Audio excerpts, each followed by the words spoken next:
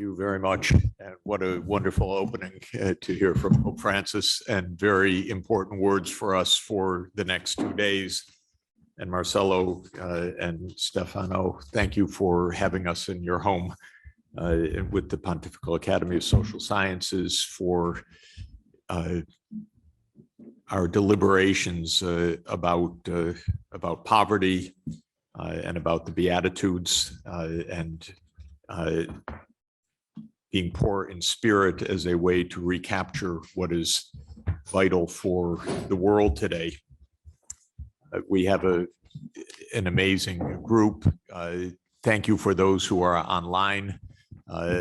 People will be joining throughout the day from various parts of the world, and we're very grateful for that. We have, as usual, a blended meeting, but for those of us fortunate to be here present, how wonderful it is to see each other after a long period where we've only been Zooming together.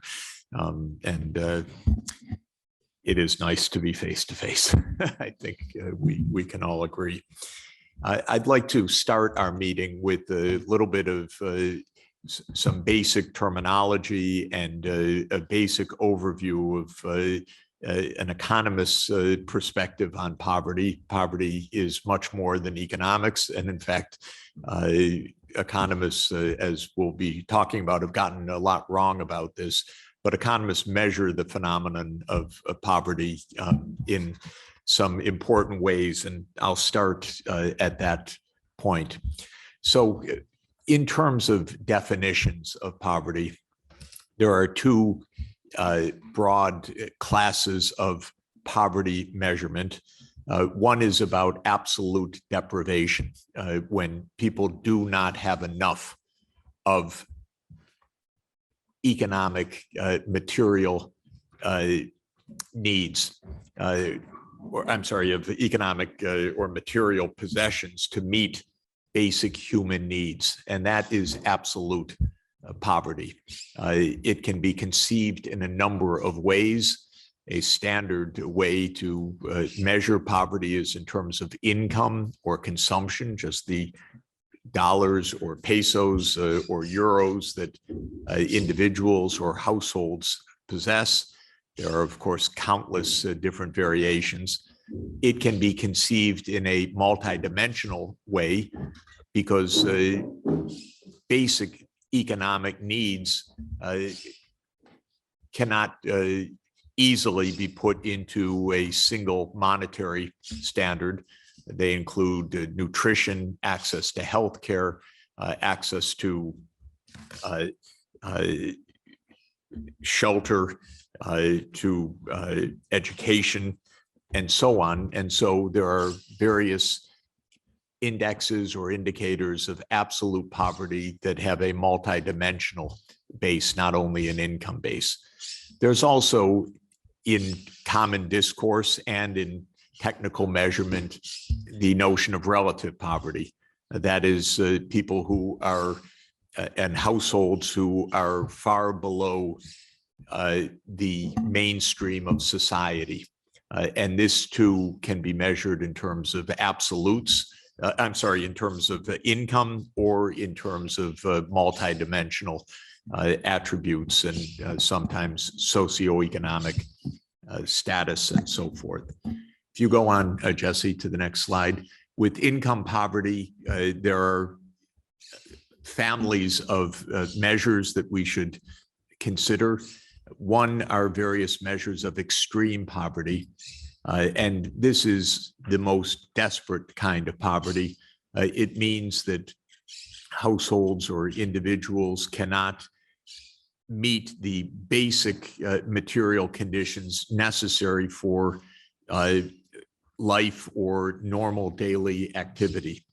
And this is the measure that the World Bank propounds to put forward in an index that we'll look at in just a moment. Then there are various measures that are more of moderate poverty. They are deprivations, but not necessarily life-threatening deprivations. And then typically, each national economy has its own definition of a poverty line. which typically is a measure of the ability of households to meet some standard that is basic in terms of shelter, clothing, access to transport to work, income, discretionary income levels to meet a basic standard of social protection. If you go on. So in terms of measures that will come across in the next 2 days, probably the most widely used for international comparisons is the World Bank's measure of absolute poverty.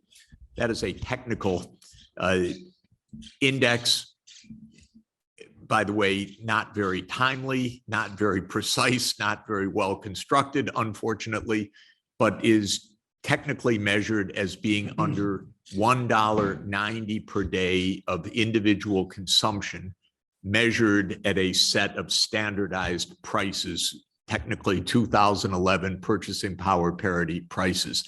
Suffice it to say, it attempts to measure the income level below which basic needs are not reliably met.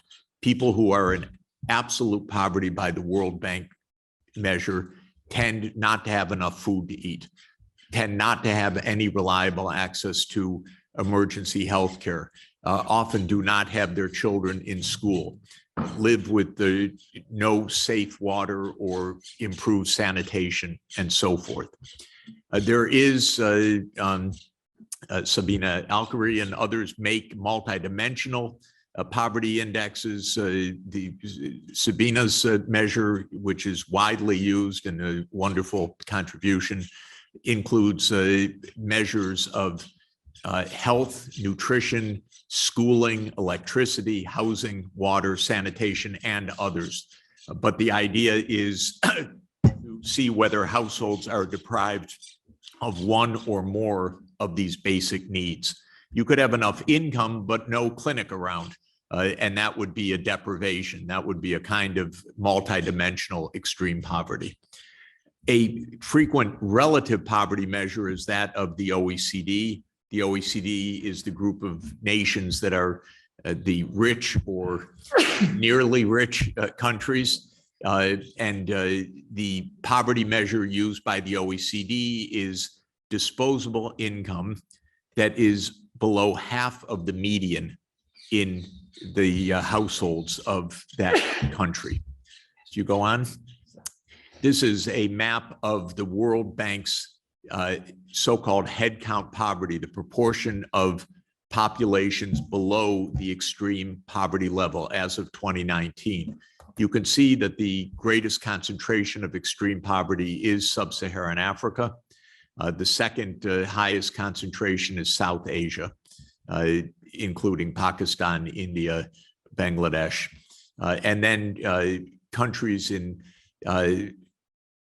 South America and Central America have extreme poverty around 10 or 15% of the population, whereas in Africa, it may be 25 to 50% of the population, and in South Asia, around 25% of the population. If you go on, the map on the left is for 1981, and the map on the right is for 2019. And the point I wanted to show you is that China eliminated extreme poverty. This is not a statistical artifact, nor propaganda, nor myth from everything that I know. And Sonia and I first went to China in 1981, and we've been going many times a year to many parts of the country for 40 years. This is real. 1.4 billion people came out of poverty and did it in 2 generations. This is an enormous human accomplishment. China should be given credit for an enormous improvement of life conditions, for ending extreme poverty, for a massive rise of life expectancy, for a massive increase of educational attainment, for a massive improvement of nutrition, and so forth. It is the single biggest development on the planet in terms of reducing extreme poverty in our time. And it is an extremely positive accomplishment. So I wanted to point that out.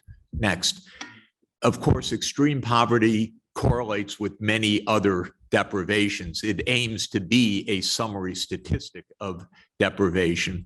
This is a map of stunting.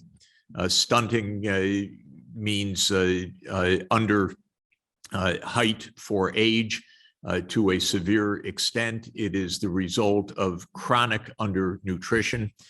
So it's a measure of deep poverty affecting children.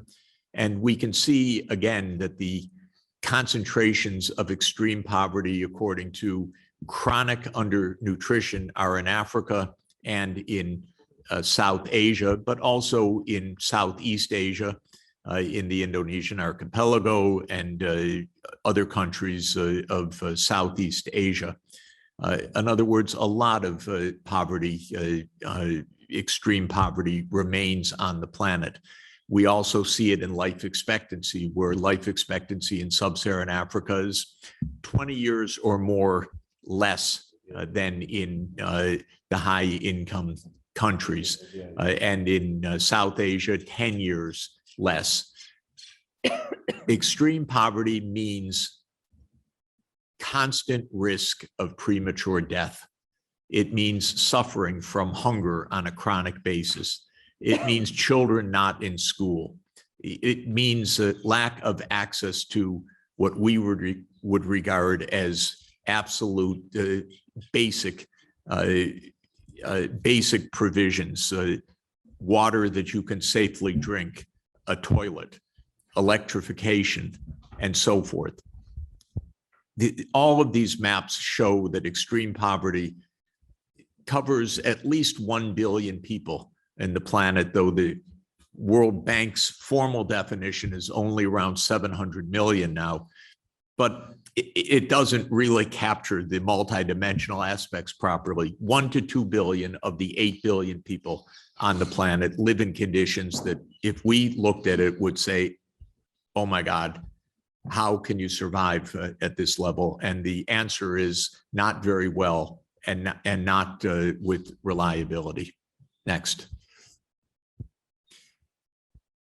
The history is interesting and important for us to keep in mind, because as Pope Francis notes, what we have now is poverty in the midst of plenty. In past history, we had poverty in the midst of poverty. This is morally different as well, because all of the moral injunctions that we know from the very beginning of scriptures is about helping the poor, the widow, the orphan, in a context where society was living at the edge of survival. Now we are living with great affluence, but still somewhere between 1/8 and 1/4 of the world is living in desperation. It's a very different moral challenge now from in the past. In the past, it was how to help those who are in special desperation in a context of chronic desperation. Now it is how do we not neglect those who are suffering in an age of unrivaled affluence. And what this graph shows is starting from 1800 at the start of the Industrial Revolution, the brown area measures the number of people in poverty. There were 1 billion people on the planet. Essentially, everybody was poor by the World Bank metric. Then over time, the world population has now reached nearly 8 billion. And the green shows people who are not in the extreme poverty. And you can see that the share of the population in extreme poverty has now declined to, as I say, somewhere around 1 out of 8, arguably up to 1 out of 4, but still a decided minority of the world population. So the poverty rate has come down sharply. It is not to say there has not been material progress. There has been monumental, unprecedented material progress of the last 2 centuries, mainly linked to extraordinary progress in scientific and technological means to address human needs. But in that context, we have this remaining reality of massive numbers of people still living in poverty. Next. In terms of relative poverty, it's notable that the country that calls itself the richest large economy in the world, the United States, is the country with the highest relative poverty. That's shown in the far right of this graph, which is a column figure for the OECD's relative poverty rate. What it means is that the United States has nearly 20% of its households at below 50% of the median household income. That's extraordinary. That is huge inequality, meaning that there are so many households, rich households, that are far above the median, that there is a very significant entrenched proportion of the US population that is less than half of the median. And that is the half that suffers multiple ills and deprivations. Also, years lost of life expectancy, hunger in the United States, which is quite pervasive.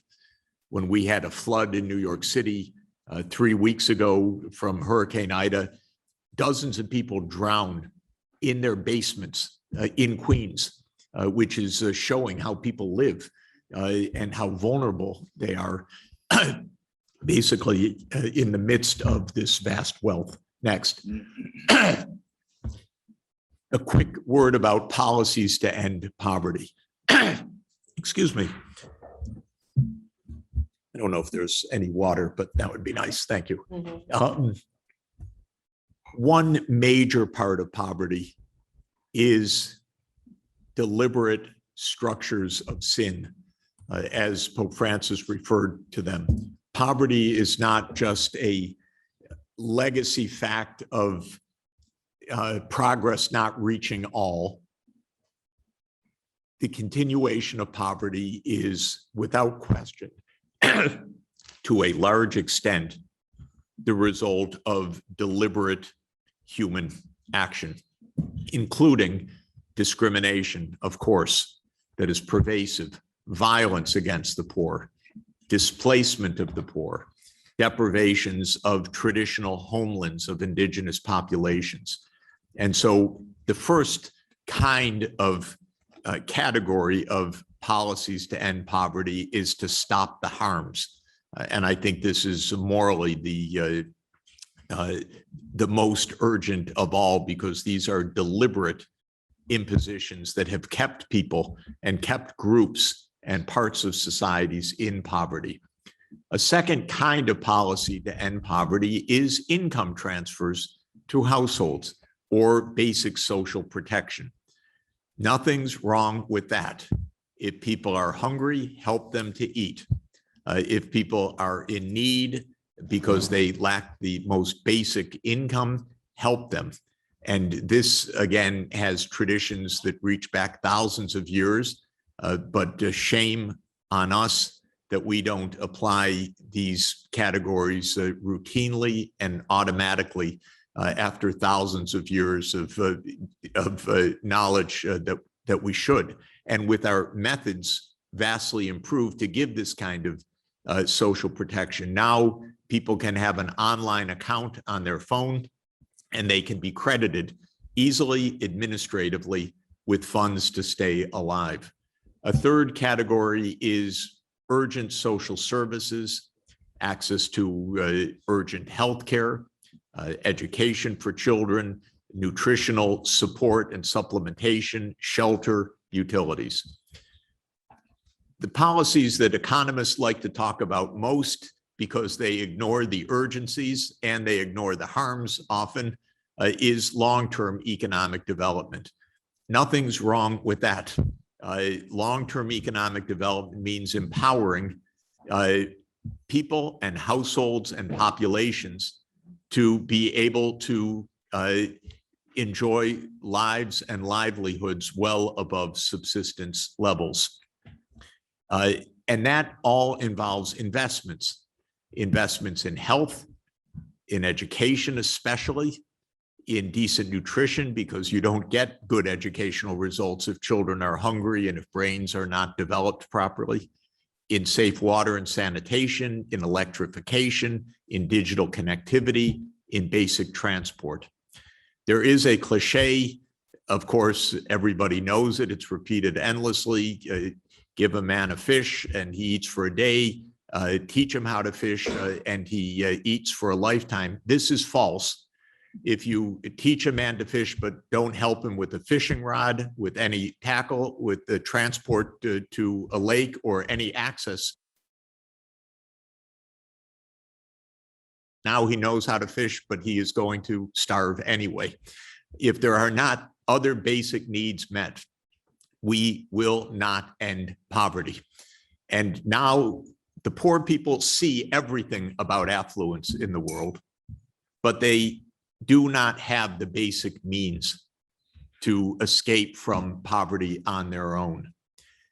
Finally, environmental crises will be an increasing source of impoverishment over time. People are being displaced in mass numbers, and we will be attending to new forms of environmental poverty as well. Let me note a couple of numbers quickly. Extreme deprivation could be ended basically immediately. To give you a simple calculation, if we were to give $1,000 a year to 1 billion people, that is $1 trillion. $1 trillion is 1% of world output. That's all. World output is $100 trillion. So even a welfare program, a social protection program of $1,000 per person for 1 billion people would not break a sweat. Or to give another indication, the wealthiest 3,000 people today, 3,000 people, have $15 trillion of wealth. 6% of that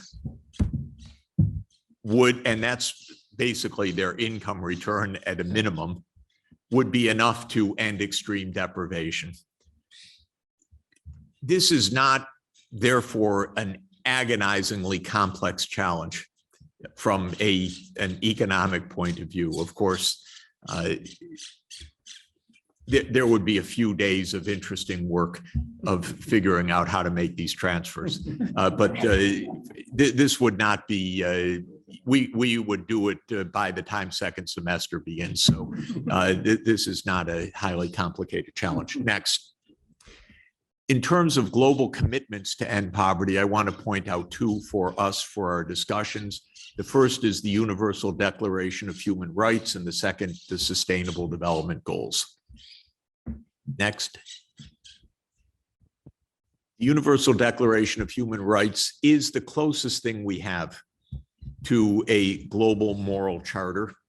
It is deeply founded on Christian ethics, without question, but it is also a truly universal ethics.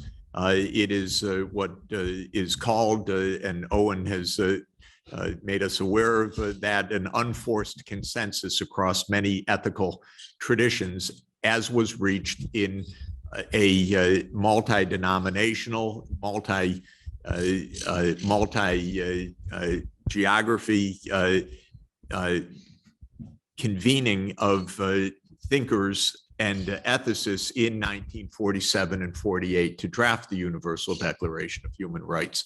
Article 1 will be very familiar to us here.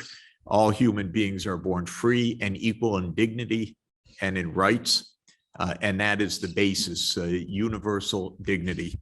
And what the human rights has in it, which is crucial, not remembered in the United States, but should be remembered, is economic rights.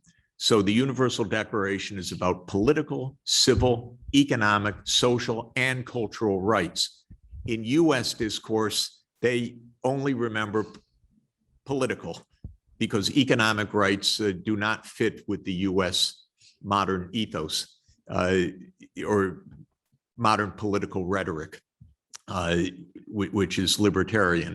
But in 1948, under the pen of Eleanor Roosevelt, and reflecting her husband, Franklin Roosevelt's belief in economic rights, this became very much core to the Universal Declaration. If you go on to the next slide, some of these rights include the right to social security for everyone on the planet, the right to work with decent work conditions, Article 23. Article 24 is the right to rest and leisure. Well, that comes from scriptures, and there it is. It was already 3,000 years ago that everybody had the right to the Sabbath, whether it was a bondsman or anybody else, and that is enshrined in the Universal Declaration. Article 25 says that everyone has the right to a standard of living adequate for health and well-being. And then look at the list: food, clothing, housing, medical care, necessary social services, right to security in the event of unemployment, sickness, disability, widowhood, or age. It's all there, 1948, 73 years ago. Next. Everyone has the right to education, free and then affordable, free for primary in 1948 and affordable at all higher levels. Finally is today's Sustainable Development Goals. More and more, I feel that the SDGs are simply our generation's expression of the Universal Declaration of Human Rights. Each generation has to reinvent the Universal Declaration. This is our reinvention. It adds a safe environment, which was not in the awareness in 1948, but is very much in our awareness today. These Sustainable Development Goals really essentially reiterate with timelines the realization of the Universal Declaration. SDG 1, no poverty. SDG 2, no hunger. SDG 3, universal access to healthcare. SDG 4, universal access to education. SDG 6, universal access to water and sanitation. SDG 7, universal access to energy services. SDG 9, universal access to basic infrastructure. And then in a context of universality, gender equality, reduced in SDG 5, reduced income and wealth inequalities, SDG 10, and access to justice for all, SDG 16.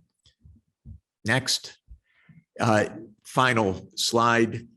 The IMF, in work that I've been doing together with the IMF for the last 3 years, has calculated that for poor countries to achieve the Sustainable Development Goals would require around $500 billion a year more income than they can mobilize through their own domestic resources. Again, 500 billion for a macroeconomist, you don't even break a sweat. 100 trillion is our world output. So that's 0.5% of world output.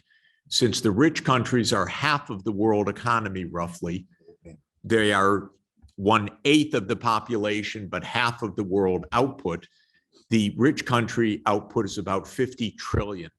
So 500 billion gap is about 1% of the income of the rich world. We do not lack the financial means, nor the technological means, nor the systems means to end extreme poverty. It would take 6 months to a year. It would take, more seriously, a generation of investing in children to really make the breakthrough for irreversibility, to ensure that every child grows up in a healthy way with adequate nutrition, gets to school, gets a proper education in a context of electricity, transport, digital access, and then we would look behind and never have to see extreme poverty again. That's the practical choice that we have that has proven to be extraordinarily difficult to mobilize. Sorry to have taken so much time, but just an overview.